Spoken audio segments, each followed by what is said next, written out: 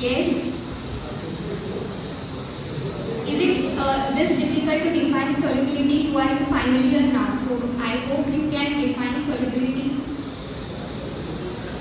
Someone just put up your hands and can answer this question, or you may be louder. What is solubility as per you? Can you say it louder? Yes, say it well. Amount of solute dissolved in a given amount of solvent. Okay? Everyone knows what is PCS classification system? Yes. So you all know there are different classes of PCS, class 1, class 2, class 3 and class 4. Right? So there are drugs which are belonging to class 2 and class 4 category. Can someone tell what is class 2 and class 4 of PCS?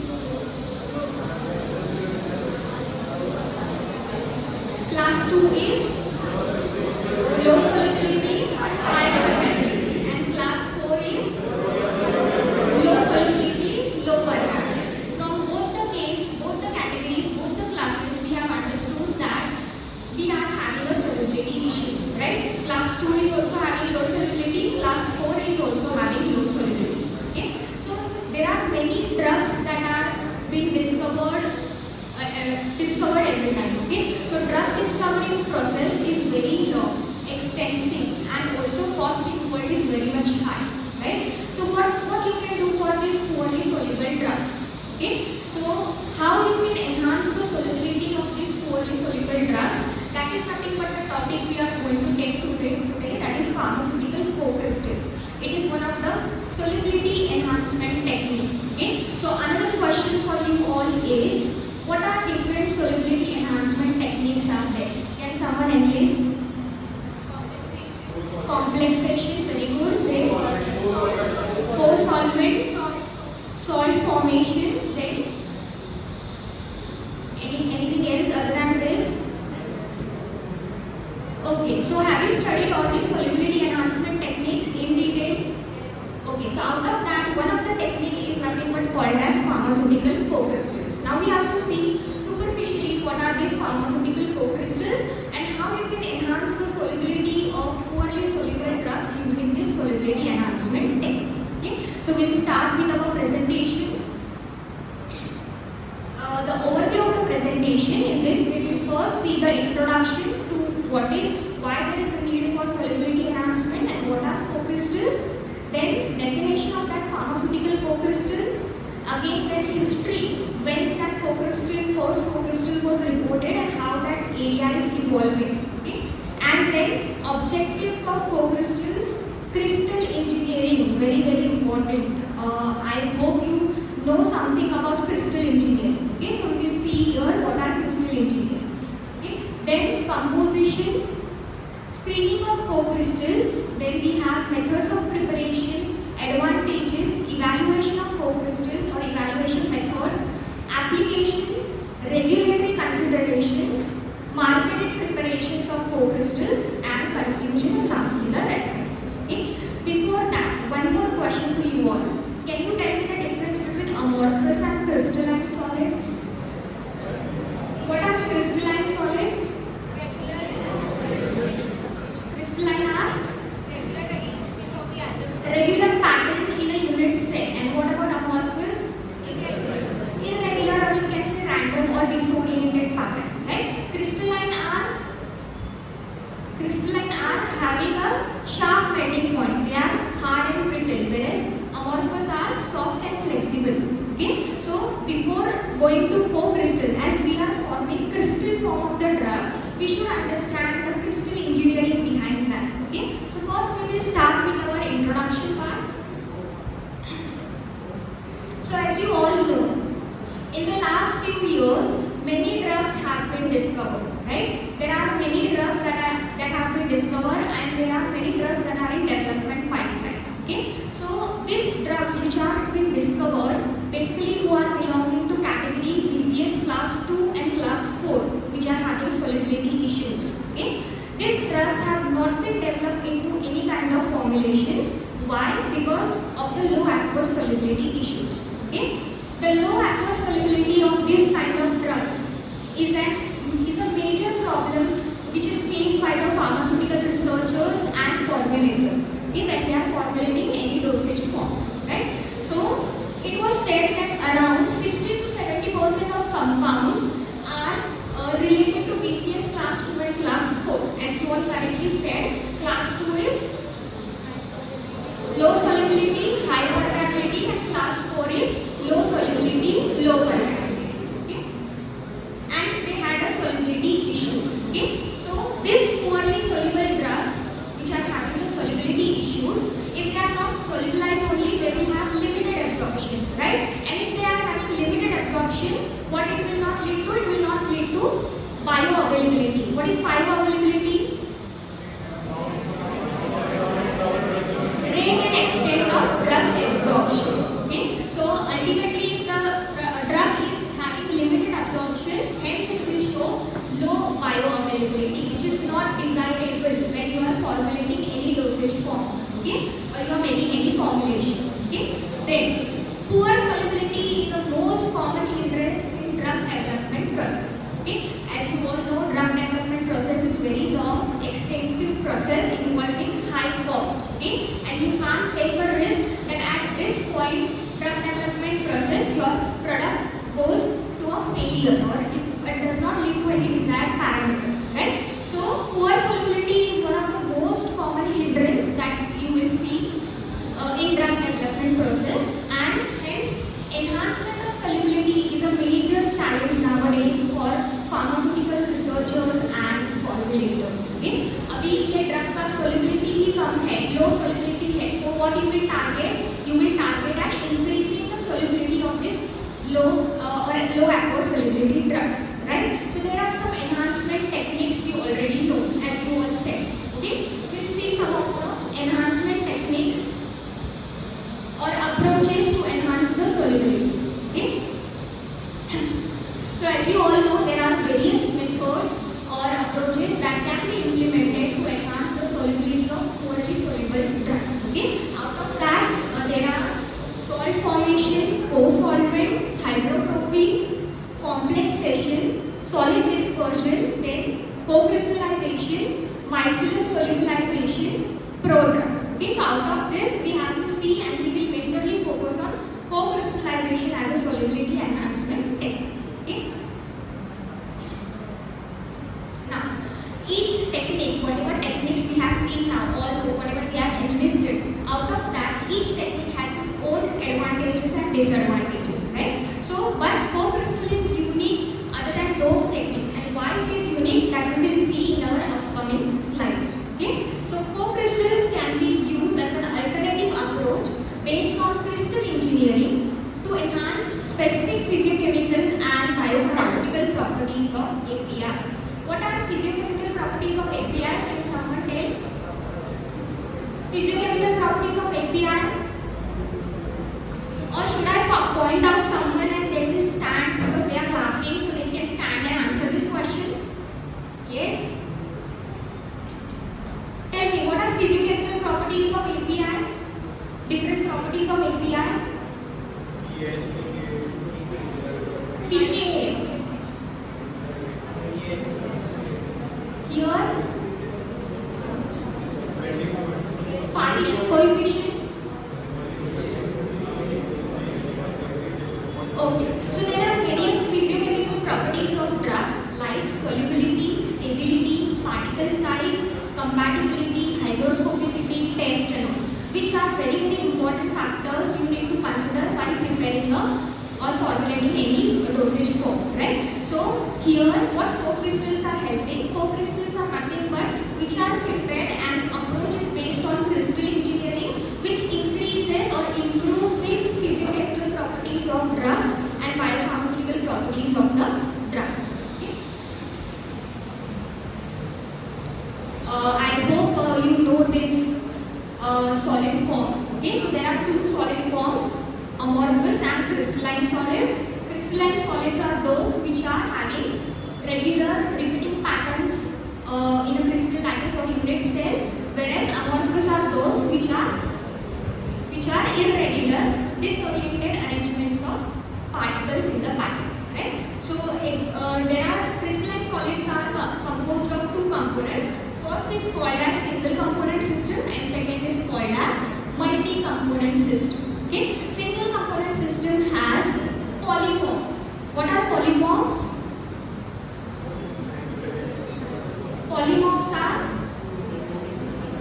different crystalline forms of same substance. When the substance is crystallizes in different forms, that is nothing but called as polymorphs, right? So, and the next part is solvent or hydrate. Okay, solvent is nothing but when in a unit cell there is a drug plus solvent, then it is called as solvent. Hydrate is when there is a drug plus water molecule. Okay, so then that is called as hydrate. Okay, then there are salt, like you said, salt formation. So where the proton transfers takes place from acid to base. And last will be the co-crystal. So we are majorly focusing on co-crystal part of the PPT. Okay? Okay. How you will define these pharmaceutical co-crystals? Okay. So as you all are in final year, you will be doing your final year projects. Okay. So this is one of the trending era, or you can see area where you can work on. Okay. So if you are thinking to plan some work, so you can use this technique and you can use this methods to improve the solubility of low soluble drugs. Okay, low solubility and the solubility of drugs. Okay, so what are these pharmaceutical co-crystal? They are nothing but defined as crystalline material which is composed of two components. Okay, co-crystal में दो component होते हैं. First component is called as your API, that is active pharmaceutical ingredient. Okay, and second component is your co-former, which is also called as co-former. ये API और co-former का interaction होता है, and interaction के बाद you get a co-crystal. Okay, now there are various things that we need to understand.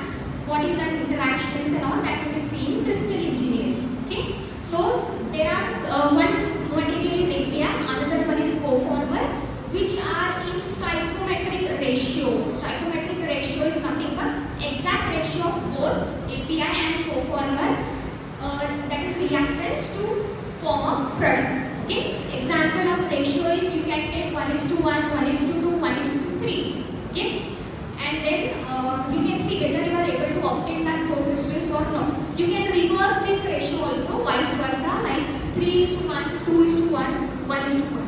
Okay, so that is based upon wholly based upon trial and errors that you have to do. Okay, then also US FDA defines co-crystal as solids which are crystalline material composed of two or more molecules in same crystal lattice. So जो crystal form होगा, co-crystal form होगा, तो crystal lattice में it will contain both the component, that is your API as well as your co-former. Okay, so that is how basically you will define co-crystal. Summarize picture telling what exactly how the co-crystals are formed. Okay, so first you will have a drug, that is your active pharmaceutical ingredient. Second, you will have the co-former.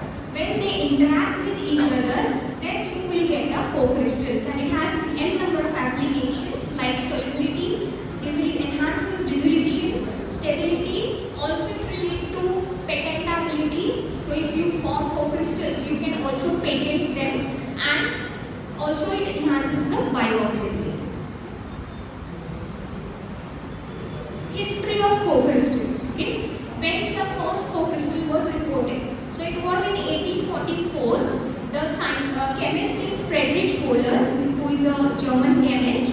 He reported first co-crystal of quinone plus hydroquinone. Okay, quinone is a API, hydroquinone is a co-former that is used in a ratio 1:1. So first co-crystal was reported in 1844 by a German chemist Friedrich Wöhler. Okay, then in 1990s, Margaret Iter, which is an American chemist, she reported rules of hydrogen bonding of organic co-crystal. Now what is this hydrogen bonding? That we will see in upcoming slides. Okay. Then in 2003, that is Desiraju, which is an Indian chemist, Gautam Desiraju, he has reported crystal engineering in 2008. Concept of crystal engineering in 2003. Okay. And lastly, in 2004, from there onwards, this pharmaceutical co-crystal area is bonding. Okay, so co-crystal described as distinct class of novel material, and this was the beginning of new era in the crystal engineering and crystal formation. Okay. At last, after the session ends, I will give you example of the co-crystals that I have prepared, as I have also worked on this co-crystal formation. Okay, so that will help you to understand better about this co-crystals. Basic objectives of co-crystal. So it will enhance the solubility. Solubility enhance होगा तो bioavailability भी enhance करेगा, and also it has enhanced stability as well. Okay. Most important is crystal engineering. Okay. अब we are saying कि there are two components, they are interacting with each other and they are forming co-crystals. But what interactions are exactly happening between them? Okay. That is all we have to study in crystal engineering. Okay. So crystal engineering is a very extensive area and it is continuously growing. Okay.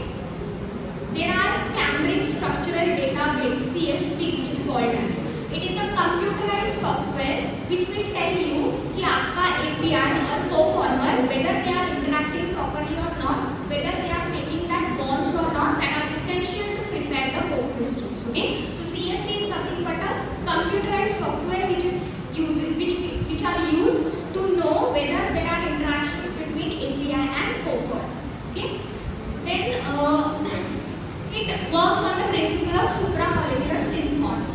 Supramolecular synthons are nothing but a structural unit which are prepared by synthetic procedures. Okay, and there are it also shows that co-crystals have supramolecular interaction between functional group within them. Suppose there is an API and there is a co-former. Both of them will have a functional group in them, right? So that functional group is participating in interaction. That is nothing but which we have studied in supramolecular synthons. Okay. So it was said that about 86% of known co-crystals are hydrogen bonding. Okay. Can anyone tell me what is hydrogen bonding? क्या रहता है hydrogen bonding? Yes. Please be louder. What is hydrogen bonding? Correct. When the hydrogen atom bonds with the electronegative atom, that is hydrogen bonding. So basically co-crystals कैसे prepare होते हैं? So basically they have 86% of them are known co-crystal because of that hydrogen bonding. Okay. So we'll see next. So that is the functional groups that are present in your API and co-former are essential to participate in the formation of interaction and then formation of your co-crystals. Okay? But there are two types of synthons. First is called as homosynthons, second is called as heterosynthons. From the name itself, homosynthons are nothing but the synthons which will have identical functional group, same functional group interact करेगा. Okay? And heterosynthons are nothing but the synthons where there are different functional groups. Groups are not same. Okay? Interaction between different functional groups. For example, अगर आपके drug में nitrogen atom है, okay, and if your co-former is having oxygen in it, okay, so that will interact with the nitrogen of your API. So that is how hydrogen bonding is formed, and that is how you will get the co-crystals. Okay. What is the composition of co-crystals? So basically co-crystals are made up of API, as I said, active pharmaceutical ingredient. Then there is a co-former which is essential to prepare the co-crystal. Third is solvent, because you need solvent so that your API and co-former is solubilized in that solvent. And lastly excipient, so that after co-crystals are formed, if you want to formulate in any type of dosage form, you need additives, excipients to formulate it. Okay, so basically we use API, co-former, solvent and excipients. Okay. The co-formers that are used, we have to look forward. Before formulating co-crystals, it is important to study the type of co-former that we are using for preparation of co-crystals. Okay? Co-formers which we are using, it should be non-toxic and it should not show any side effects or adverse effects. Okay? Also, they should be regarded as GRAS, that is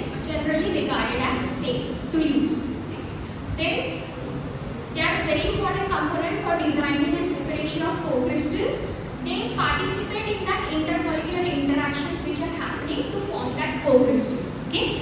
And also solubility of co-crystals depends upon the solubility of the co-former. So whether your co-crystals are co-formers are soluble in the solvent, it will decide whether your co-crystal will get solubilized in that solvent or not. Okay? And there are very commonly used co-formers which we see like malonic acid, malic acid, tartaric acid, then glycine, citric acid, urea. These are some of the most used co-formers for preparation of co-crystals. Okay?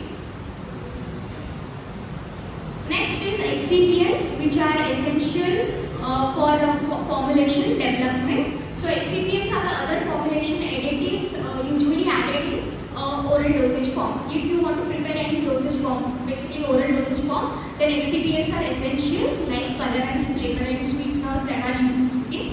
And next is solvent. Solvent is very important for selection of for the preparation of the co-crystals. Why? Because if your API and co-former will not get solubilized in that solvent, it will not be able to form the co-crystal. Okay? So basically use solvents are methanol, ethanol, dichloromethane. Okay?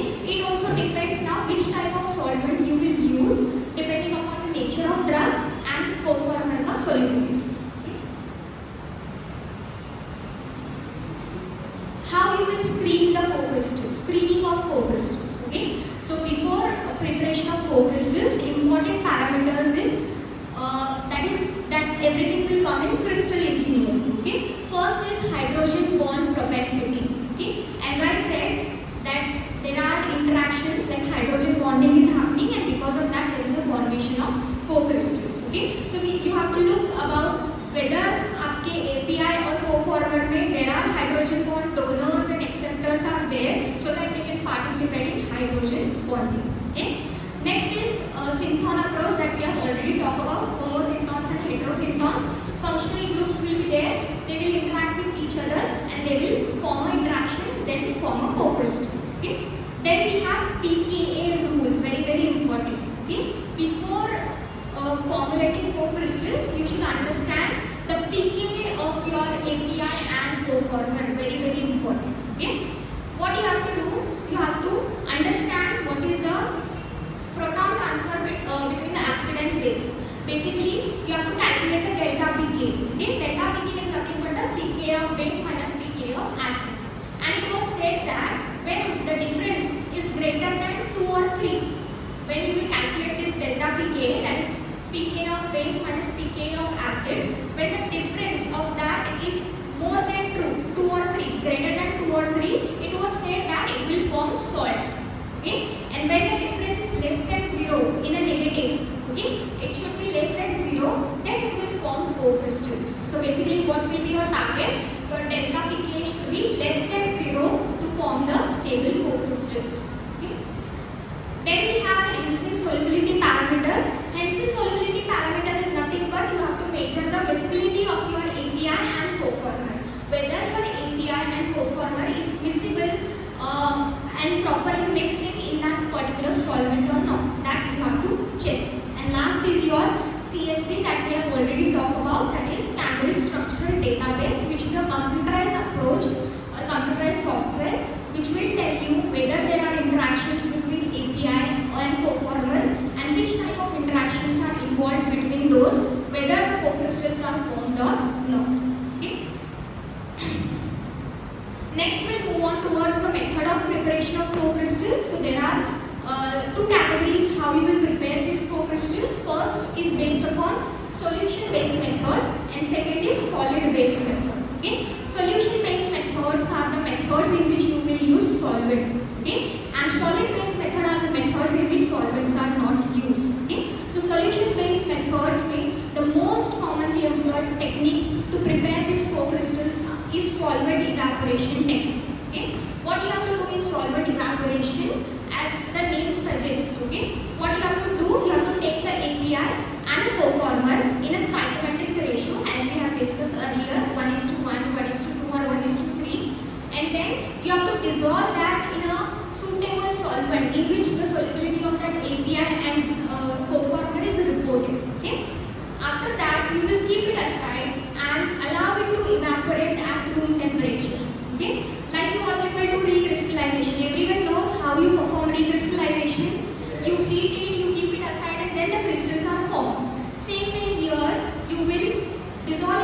suitable solvent, and then you will keep it aside and let the co-crystals get evaporated and come out from that solution. So at least it will take around 24 to 48 hours to form the co-crystal. But it is one of the most employed technique at lab scale. Okay? Then other techniques that are there. And solid-based methods, in that grinding techniques are basically used. Okay? Grinding techniques in which moderate bases are used, and you have to continuously grind it till it give the co-crystals. Okay? So that is how you will prepare the co-crystals.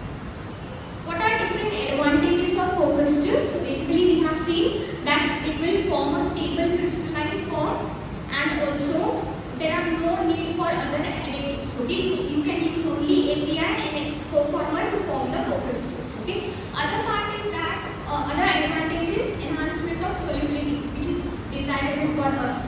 Also it will enhance the bioavailability. Okay? Once the solubility enhanced, bioavailability will also be enhanced. Okay? And then co-crystals generate a diverse array of solid state form for APIs that lack ionizable functional groups. So which the drugs which are not having ionizable groups or weakly ionized groups, for that kind of case co-crystal techniques are mostly employed rather than salt formation and other techniques. Okay? And co-crystals have potential to shorten the time period of drug development of API. Okay? It's a very easiest technique. You can implement it at your lab scale also, which will reduce the time of drug development, and also there are no risk of failure. Okay? And also leads to less cost to the manufacturing industry.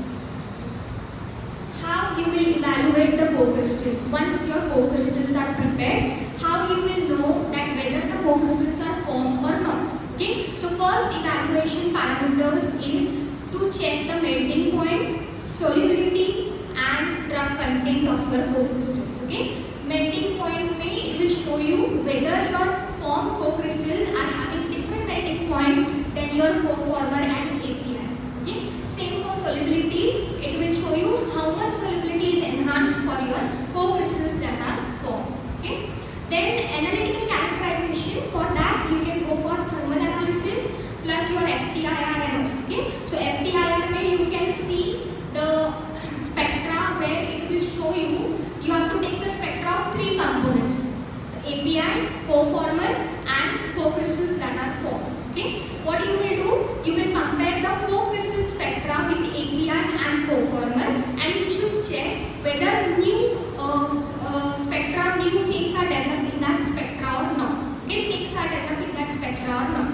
Okay? So it will tell you that yes, there is an interaction between API and coformer and co-crystals have been formed. Okay?